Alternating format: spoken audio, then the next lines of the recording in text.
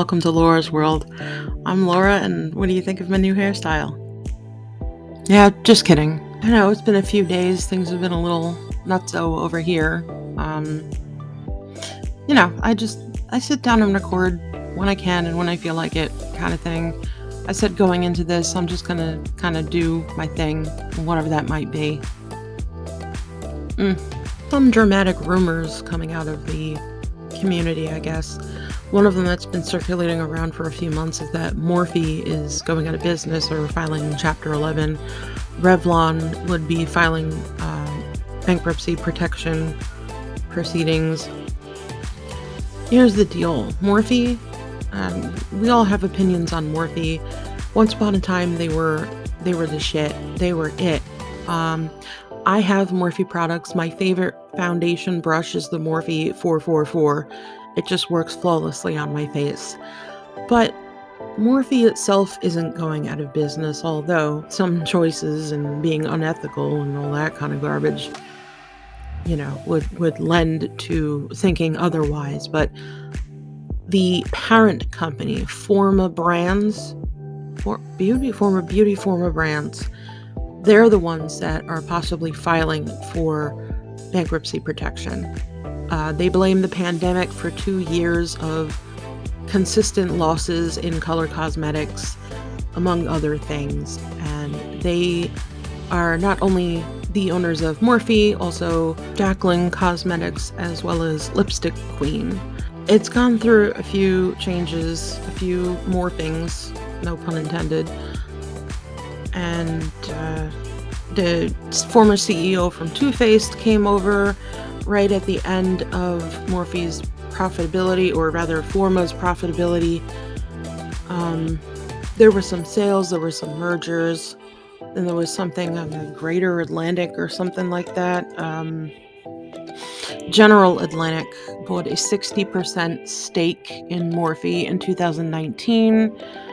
The company was valued at $2.2 billion. Yeah, they're blaming it on COVID, and then they're blaming it on the supply chain, and then they were saying things got bad when they cut ties with Jeffree Star and Charles, what's his face? I don't know. He always struck me as he does his thing, but he keeps getting in trouble. But by getting in trouble, I don't mean that he's like paying the price. He just gets away with everything, and that really could be damaging to a brand. And then they broke out into a sub company called Morphe 2. I have a few Morphe 2 products. I mentioned Lipstick Queen, Playa, Bad Habit. Too Faced was sold to Estee Lauder Cosmetics. And in 2021, Forma landed at number 80 in the Beauty Top 100 list. They made the top 100, but 80 isn't really that super. And they went from being valued or have a valuation of over, 2.2 billion to 350 million in sales. So not exactly a good day. Suffice to say that Morphe's essential business model of partnering with influencers backfired, because influencers are more free to make their own decisions, more free to act out, and less chastised for being individual, whereas a corporation has to follow a set of rules. And so by partnering with these creators, these influencers, these influencers are a little bit unchecked. Maybe some of them, the fact that they partnered with a major company went to their heads and they started behaving like idiots. It happens. I'm not pinpointing anyone specifically. I'm just saying you see it in all different genres of professionalism, where someone is making it on their own, they're building up a YouTube empire, and then they get their first big break with a big company that they're going to collab with, and then it just rolls out of control and people get egos, and then they go out and doing stupid things. Let's just be honest. Picking up underage people, being racist, making bad choices is all part and parcel of unchecked celebrity with nobody to reel them back in because they don't have brand advisors or managers. They're basically doing it all themselves. They might have a PR person or someone to help along the way, but they can only do so much. They can suggest, hey, don't do this. And then the influencer figures, well, I'm big and bad and I've got this deal, this brand deal going on, and I'm untouchable. And that whole mindset of being untouchable is what gets them in trouble. So for Morphe to base their entire business plan on partnering with influencers and people with a large following on YouTube backfired. And it just showed that the business model doesn't entirely work. Not to say that it doesn't work for others, maybe in other genres of influencing, such as people who do deep dives, people who do explaining or explainer videos, people who do research and how-tos or storytelling, or just putting forth research into a topic. For example, there are quite a few channels that I watch. Their names escape me at the moment, but Bailey Sarian I watch. I know there's a lot of critique on her, saying it's distasteful to combine her doing her makeup while talking about cold case files.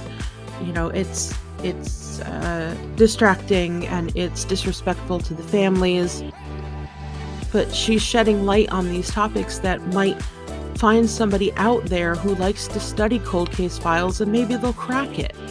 Who's to say that wouldn't happen? Who's to say she wouldn't inspire an amateur forensics person to go out and try to figure it out or solve a cold case? The internet is a wild place with a vast amount of information that use it in any sort of way to make good decisions, and we could solve problems. It's happened before. Or I watch some channels that expose bad people. I take it all with a grain of salt, but I do take it into consideration.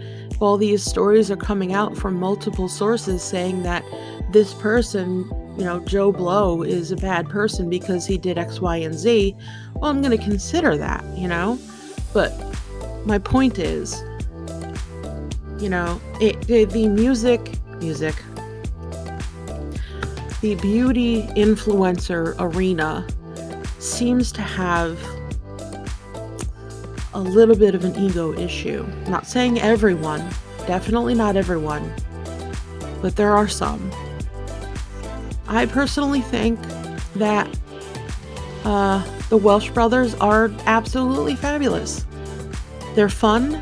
They seem very natural. It seems unforced. And I think they'd actually be pretty fun to hang out with. Same thing goes for Nikki Tutorials. I would love to meet Nikki Tutorials. She's just so bubbly. And not to say that that's not how these people are in real life, because when you turn the cameras on, a lot of people put on a show. Now, I can guarantee you I'm sitting here just being myself. I'm apparently a rare breed in that I'm not trying to hide anything. When I'm happy, I'm happy. When I'm down, I'm down. And right now, I'm a little bit of in between, just being honest. But yeah, so they're saying Forma is coming down, and Morphe is saying that you done messed up, Ron. That's a skit from Key and Peele. Anyway, they're saying that Morphe screwed up by basing their entire business model on the success of partnering with YouTube influencers. And there was a time right before I got into cosmetics, everybody would talk in their videos about, oh, here's my Morphe code. Here's my Morphe brush code. Get 15% off if you use my Morphe code. Like, it was kind of everywhere, which is not a bad thing. But it just all went south when some of these unchecked influencers went and did bad things that they thought they weren't going to get in trouble for. And that's my not a rant, but that's my blabbering today. There's something else. Let me think about that. So according to the Forma website, I just wanted to make sure I wasn't missing anything. Their brands are Morphe, Morphe 2, Bad Habit, Lipstick Queen, Playa Beauty, and Jacqueline Cosmetics. Me personally, I've used Morphe, Morphe 2.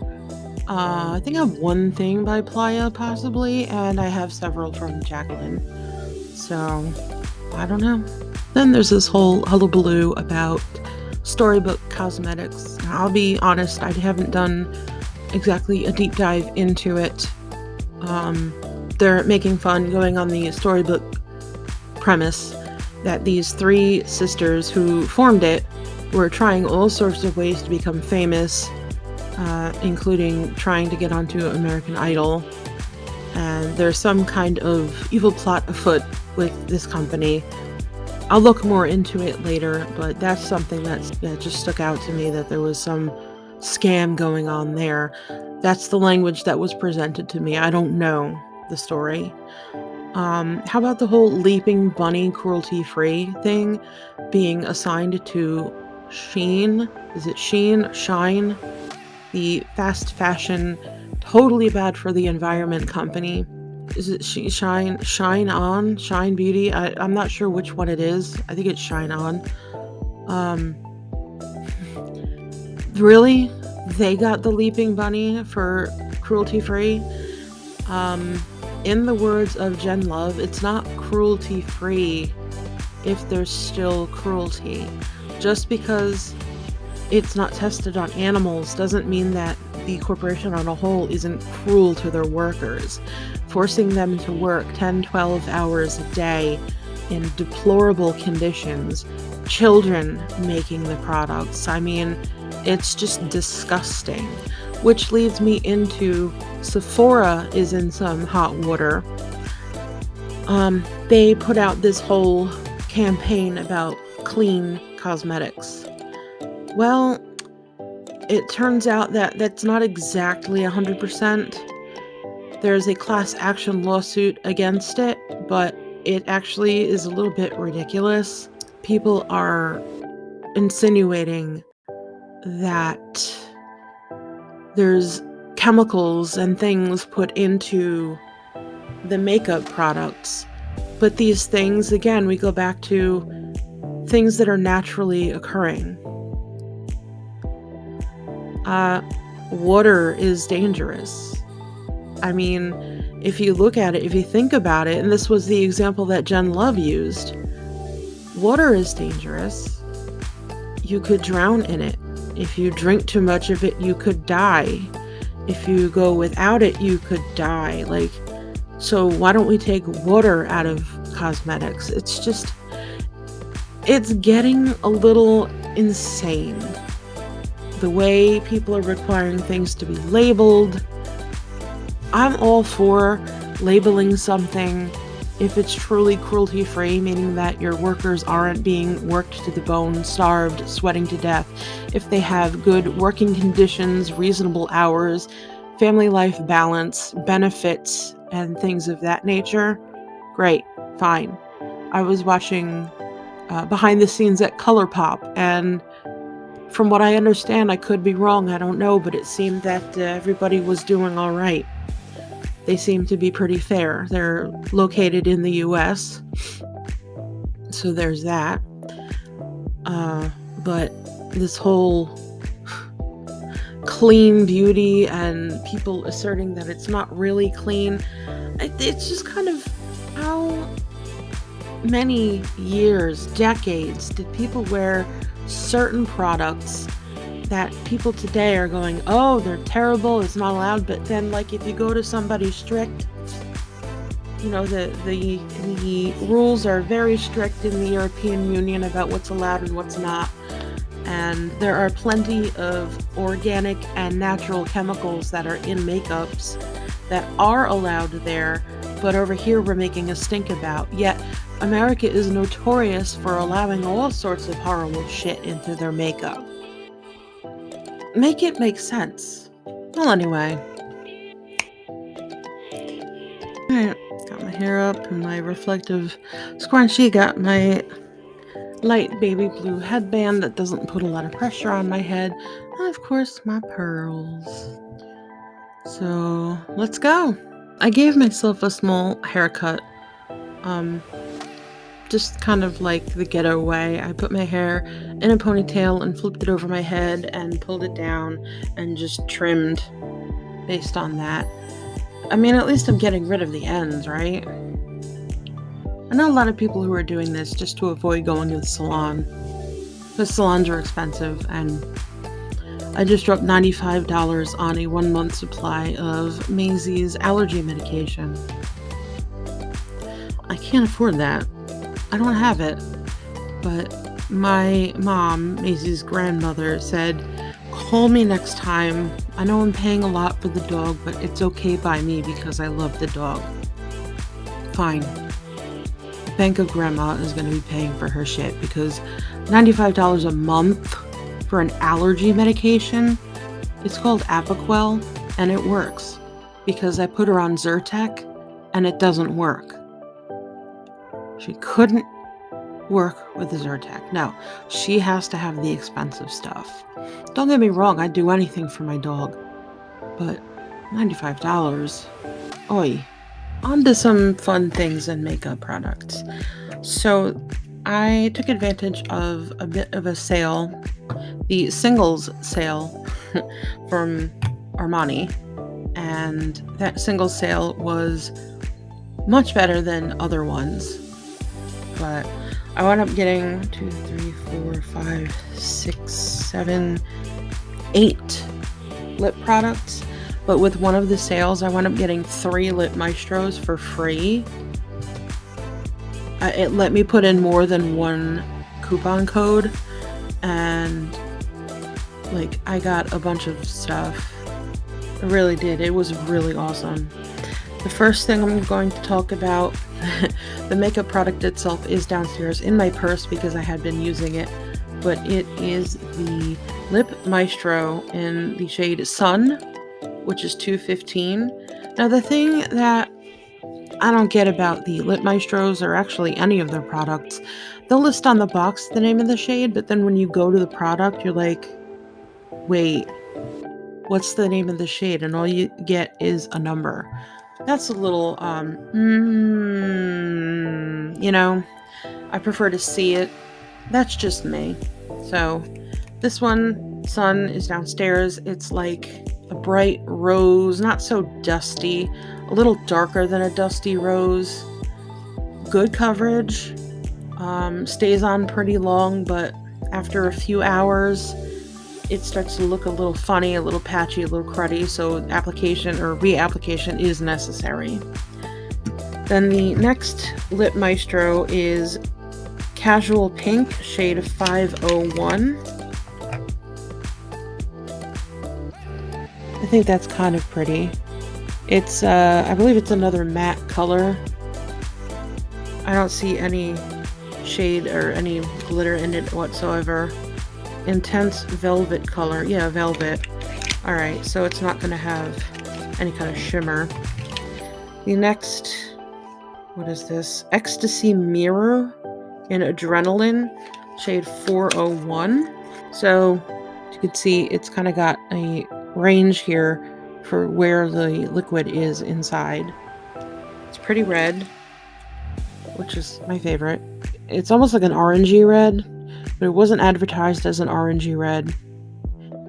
However, I am comfortable enough to know that I can do basically any shade of red works. Mirror Ecstasy. I'm like reading this as deviated. Elevated Shine and Color Lip Lacquer. We have another Lip Maestro Glow in shade 532. This one definitely has gold flecks in it.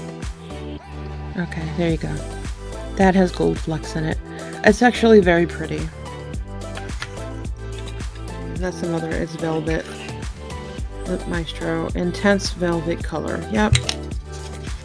Okay. Next, another Lip Maestro in Bronzed, which is shade 110. Yes, I know I have quite a few Lip Maestros, but remember, more than half of them were free. So it looks kind of nudish, but it's not. It is a bronze color, and it has very light sparkle in it, light catching. So it's kind of pretty. Then we have Rouge d'Armani Matte 400. This shade is called 400, and it looks like just a standard lipstick.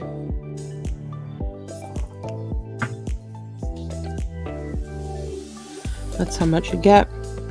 And again, that's a pretty beautiful shade of red. They got their little imprint on it. Haven't used it yet, but definitely will. It's another one, if you put it on in any direction, it will turn because it is shaped specifically, and it's got a magnetic closure, which I appreciate. Okay, that's that. I know the best way to diffuse clutter is to get rid of packaging. I absolutely believe that. I don't know why I'm putting everything back in the packaging, but that's the way it is. And I am missing one. It might be in my purse, it might be someplace else, but I got 2 lipsticks that came with free engraving. Oh yeah, I'm that basic. I went and got some things engraved. But the only one I have available right now is the Lip Power in the shade Attitude, which is 602, Long Wear Vivid Color Lipstick. And I don't know if you can see, but I had one of my nicknames engraved on this. Please don't call me that. Why am I showing you? Well, because I want to show you that things get engraved. But it's a very near and dear nickname that only a select few people can call me. So that's what you get. Ooh, I'm just drawing all over myself. It's a nice dark red. Like, not quite a classic red, but definitely a more sultry red. And again, I haven't used it, so we'll see. The only one that I used is the one that's down in my purse that I know is there. The other engraved lipstick, I gotta do what I can to find it. That one I had engraved calling it Laura's World, so we'll see what happens. Then with that, I got a whole host of samples. Then I got not 1, not 2, but 3 samples of the C Passion Eau de Parfum. A little stronger than the C Eau de Parfum. It's just as lovely. It smells really good with my pH, and I thoroughly enjoy it. So I've got, maybe a week and a half's worth of perfume to use here in sample form. I liked it so much, and with the sale that was going on, it was a 50% off. It was up to 50% off. Something, I think the lowest percent off was 20. There were a lot of 30s, 40s, and then there were quite a few 50s. Like the lip products were almost all 50s. Excluding the freebies. So I elected to buy a travel bottle, spray bottle of the C, regular C, not the Passion. And I'm pretty sure I don't have this one, to be honest. I have the red one, the C Passion. So here 'tis in all its glory. The bottle of C. Not gonna dig into this until I get through those samples, though. Then I got a Acqua di Gio. What is this? Acqua di Gio Giorgio Armani. I don't like this one so much. I like the other renditions of the Acqua di Gio. This one, I don't know, it kind of smells mannish. I was told it is a woman's fragrance, but it has a little more of a masculine scent than I would like to use on myself. I don't think my husband would use it, though, because it's probably too feminine for him. But it kind of gives me grandma vibes. And I know I've said that about other perfumes, but I'm just being honest. This is my take on things. And it smells a little bit like grandma. I did use it. I used about half of it, so I don't really feel good about giving it to anybody because it's used. but we'll see what happens. And then, okay, we have 2 more freebies left. This one is the Giorgio Armani Lip Maestro Intense Velvet Color sample card. And with it comes 3 very generic red shades with a little paintbrush. They are Cedar 206, Redwood 415, and Rose Nomad 524. I don't know if you can see that. I hope you can see that. Anyway, so that's exciting too for that. And then the last sample, Lord knows where it went, making all kinds of noise. Everything is everywhere. Where is that sample? Here it is. This little sachet. Crema Nera Rivicentalis Meta Concentrate. I'm trying to find something in English. There are no instructions. There's a list of ingredients. Free sample not for sale. Distributed. Okay. Well, not much in terms of instructions, but I'm pretty sure this is just a face serum, which I will happily add into my evening what have you, because I have done nothing. Now I have 6 new scents that I found in bags around the room that I want to show. I think I'm getting close to being having collected all of the scents that I purchased. Almost. There's a couple couprettes and a couple of sets, but I got, this is I believe this is all Nordstrom. Yes, this is all Nordstrom. I got Ellie Tahari Eau de Parfum Purse Spray Vaporizer. Okay.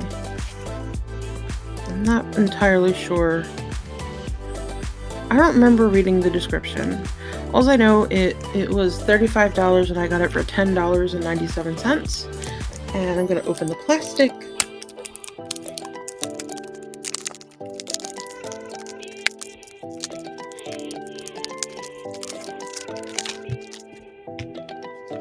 Okay, pretty box, very textured.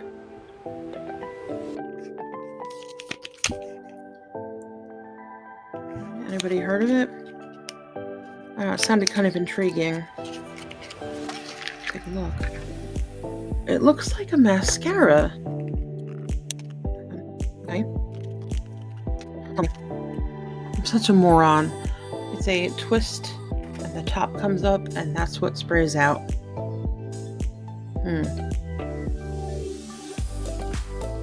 Woods. I'm not going to spray it just yet because I don't know if that's the scent du jour. Next, we got in this nice box a Pierre Cardin Pour Femme. It was $55. I got it for $12.97. If you guys are ever looking for some deals, let me know.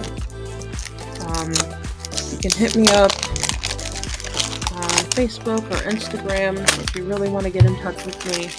Just leave a comment and I'll reach out to you. Anyway,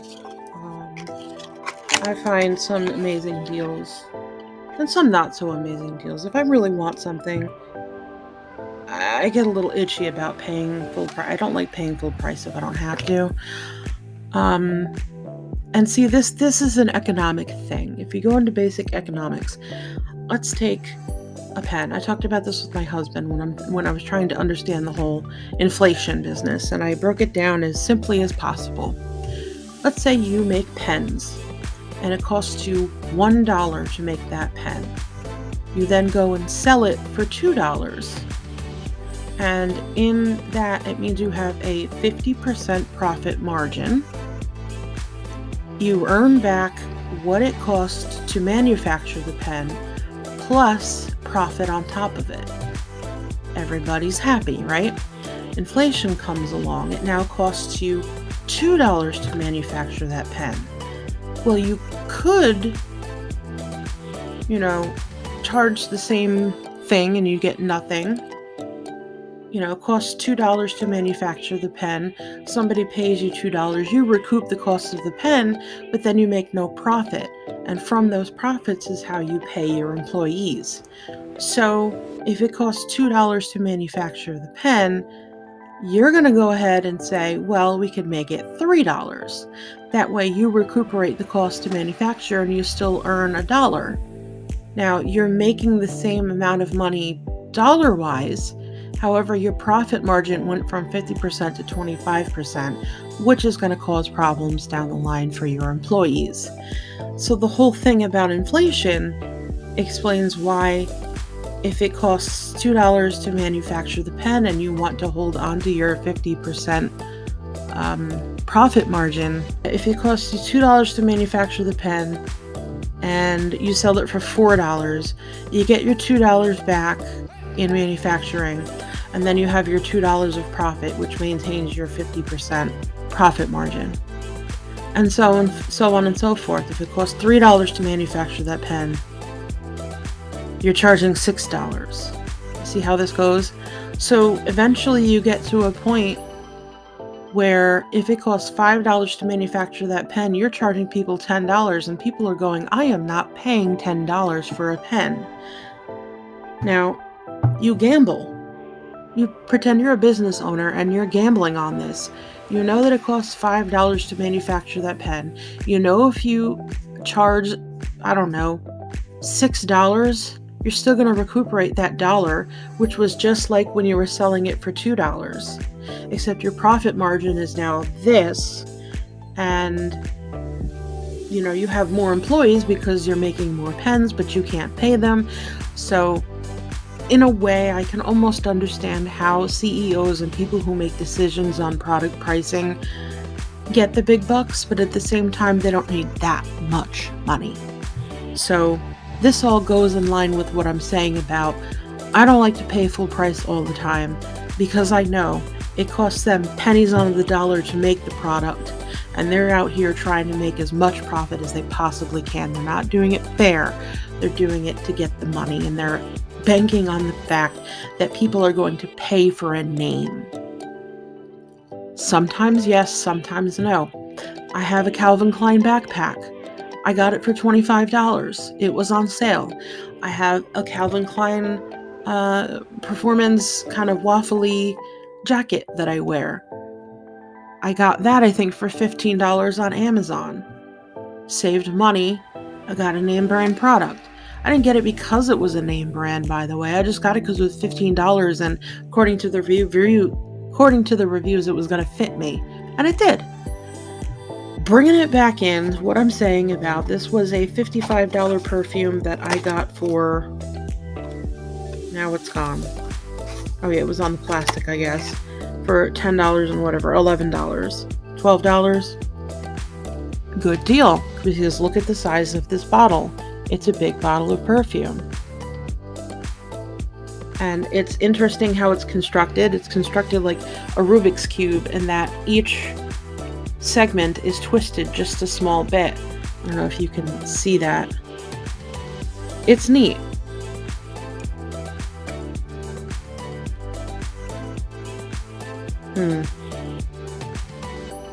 I don't want to say old lady, but I think it's, that cap is strong, but it is giving me kind of mature smell. Okay, then next we have two Mugler cologne, Run Free and Love You All. Now, am I pronouncing that right? Mugler, or is it Mugler? Maybe I should look that up. Alright, so this designer is called Thierry Mugler. And these are the 2 scents that I got. They were $10 a piece. And they are actually a little small for a travel or purse spray. It's a little one. This is the Run Free, the purple one, and then the blue one, Love You All. Now, Mugler is the creator of the Alien series of perfumes. These are a little bit different. see. The Love You All has almost kind of a watery, like a clean water scent, if that makes sense. And then the Run Free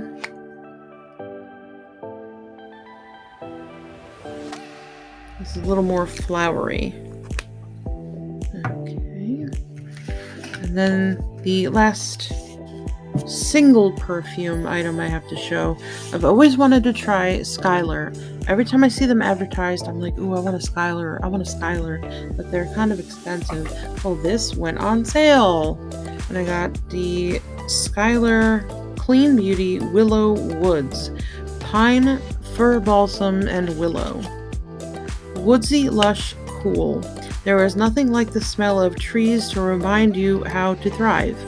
The grounding scent of a walk in the forest brings the serenity of nature with you wherever you are. It's hypoallergenic, safe for sensitive skin, and eco-friendly. With the hopping bunny, but we know that doesn't actually mean anything unless the whole process, including the people who manufacture this stuff, wherever they are being treated fairly. So, alright. It's a rollerball! You know how much I love my rollerballs. That is a definite, it's like clean. Yes, this is Clean Beauty. Enough with the clean stuff, but it has a clean, woodsy scent. That's very pretty. I did not forget about the lipstick challenge, where I try to find a shade that does not look good on me. And I appreciate everyone's honesty so far. Apparently everything is working, which is fantastic. I'm some kind of alien, apparently. But today, this is, we've been going with the Jeffree Star Velvet Trap colors because he puts out some outlandish colors. And today we're going to try Jawbreaker, which is like a kind of almost electric blue, but like a powder blue. Hard to describe. Very hard to describe. It's a lot. It's almost like an 80s eyeshadow. But alright, I'll go ahead and put it on, see what happens.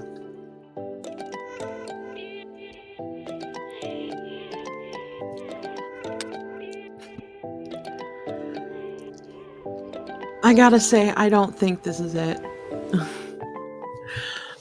I don't think this is doing it. I think this is a bit much. I think I might have finally found one that is a bit too much. What do y'all think? It's kind of clashing with the headband, I guess. I don't know.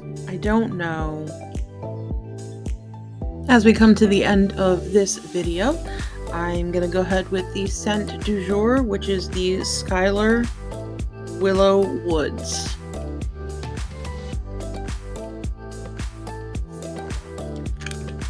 Just want to give this a whirl.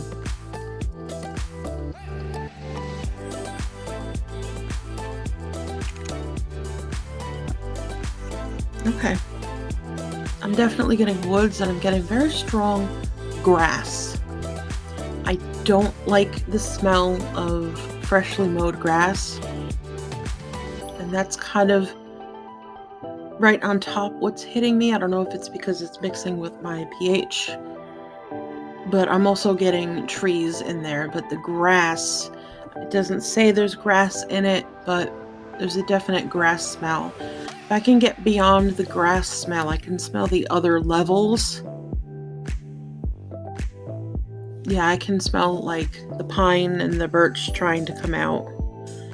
Alright, so I guess the immediate top level is not my cup of tea, but after that it's starting to get a little better.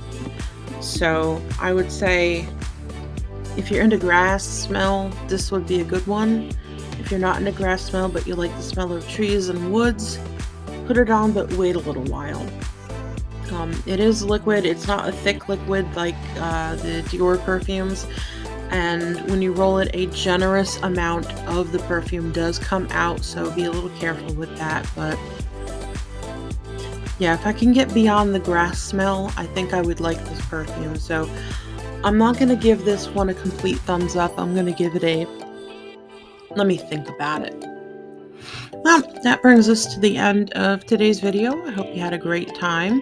This particular shirt, I got this from Nordstrom as well. It doesn't have anything written on it, but there is a keyhole on the back if you can see it. It's very cute. It's so soft. It's thin, but it's so soft. It's so comfortable. It fits me very well. I'm very happy with that because I've gotten things from there that were my size that were totally not my size, but they got put into the donation pile. So I have a lot of brand new stuff in that donation pile because things just sometimes don't fit the way they're supposed to. That's the problem with shopping online. I guess for anyone in any size. I used to think that it was only me because I'm big, and fat women have a real hard time shopping online because a lot of times we have to try stuff on because there's no universal sizing for fat people. But I can appreciate that people of all sizes find it difficult to shop. Alright, so I hope you enjoyed this installment, had a little adventure going through some things. I got a bunch more sitting on my desk that I wanted to go into, but the video is long enough, so we'll get into another one. Sorry for my absence for a few days. Life happens. But I love you guys. Thank you so much for hanging out.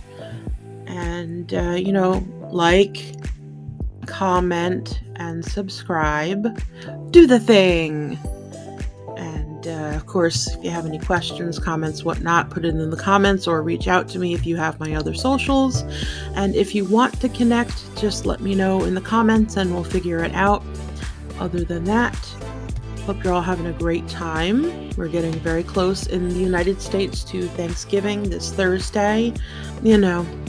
We're having dinner. My husband decided we're hosting, so it's going to be him, myself, my mother, and my two in-laws, and Maisie. So the house isn't huge, but it could take care of that amount of people, and the table is technically built for 6, so we'll be all right. But please make sure to take care of yourselves, hydrate, drink plenty of water, slather that skin with SPF, and have the day that you deserve, which I hope is fabulous.